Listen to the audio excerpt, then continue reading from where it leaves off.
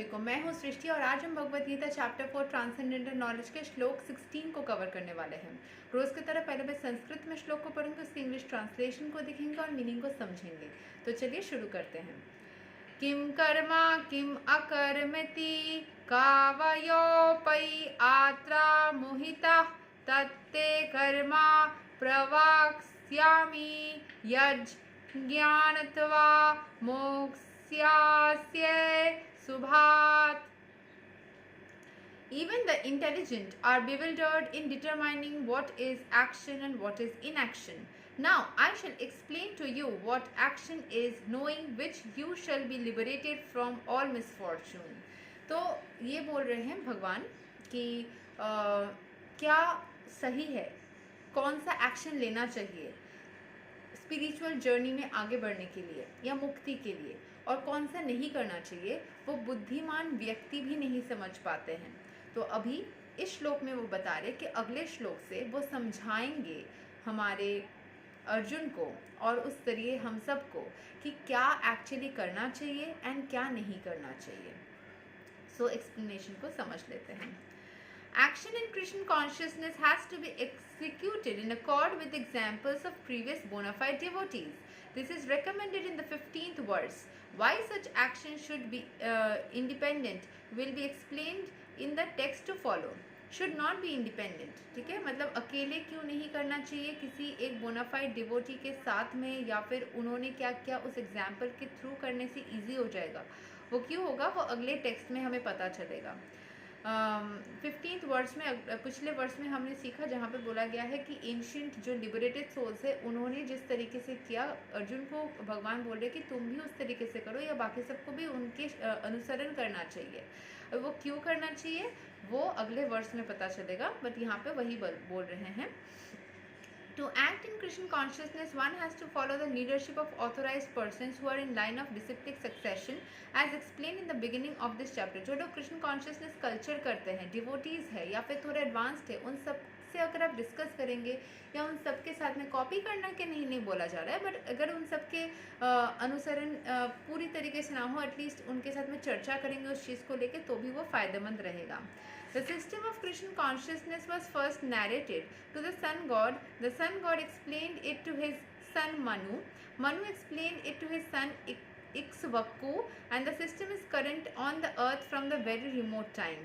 Therefore, one has to follow the footsteps of previous authorities in the line of disciplic succession. ये एक respect भी होता है ना, जो हमसे सीनियर है, जो बड़े हैं, जो इन चीज़ को कर चुके हैं, पढ़ चुके हैं, वो उनके अनुसरण करना ईजी होता है। अगर आपको कोई मिलता नहीं है, अगर आपको कोई गुरु नहीं मिलता है, तो आप भगवान को डायरेक्ट भी याद कर सकते हैं, उस तरीके से भी वो मदद करेंगे।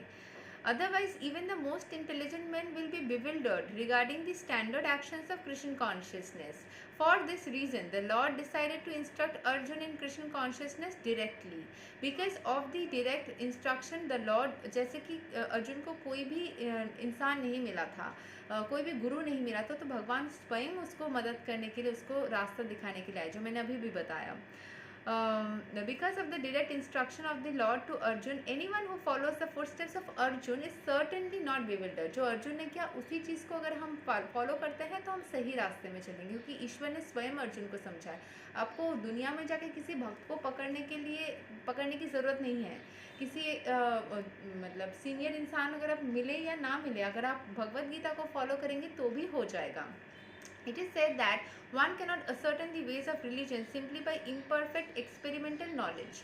Actually, the principles of religion can only be laid down by the Lord himself. Dharmam tu sakshat bhagavat pranitam. No one can manufacture a religious principle by imperfect speculation. One must follow in the footsteps of great authorities like Brahma, Shiva, Narada, Manu, the Kumaras, Kapila, Prahlada, Vishma, सुखदेवा Goswami, Yamaraja, जानका, बाली महाराजा, ये सब लोगों ने सही तरीके से किया है कृष्ण भक्ति। By mental speculation one can not ascertain what is religion और सेल्फ रियलाइजेशन। सिर्फ अपने दिमाग में सोचने से नहीं होगा, दूसरे लोगों के जर्नीज को पढ़ना होगा, उनके जर्नीज को समझना होगा, तभी तुम सीखेंगे। उनके जर्नीज से आप कुछ आउटकम निकाल सकते हैं कि उन्होंने एग्जैक्टली क्या सिचुएशन में क्या किया, क्योंकि वो मतलब completely उसको सही तरीके से कर चुके हैं.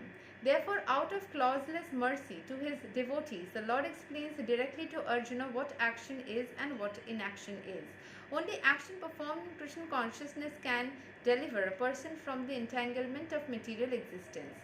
जो अर्जुन को इसीलिए वो बोल रहे हैं कि बाय मेंटल स्पेक्युलेशन सिर्फ दिमाग से सोच के नहीं होगा. Therefore out of causeless mercy to his devotees, वो दया के कोई कारण बिना ही दया के माध्यम से, मतलब दया मन में रखते हुए ईश्वर यही बता रहे हैं अर्जुन को क्या एक्शन करना है और क्या एक्शन नहीं करना है अगले श्लोक से. सो जो ये चीज़ को मेंटेन करेगा वो मटेरियल एंटेंगलमेंट नहीं फंसेगा, वो उन सब से दूर रहेगा. जो भी सिचुएशंस उसके ज़िंदगी में आएंगे ना, वो उससे ग्रेसफुली निकल के आगे चला जाएगा एंड हर एक सिचुएशन में पीसफुल रहेगा. यही तक था श्लोक number 16 of Bhagavad Gita chapter 4 transcendental knowledge. अगले वीडियो में हम श्लोक 17 को कवर करेंगे. तब तक के लिए हरे कृष्ण, राधे राधे, जय श्री राम.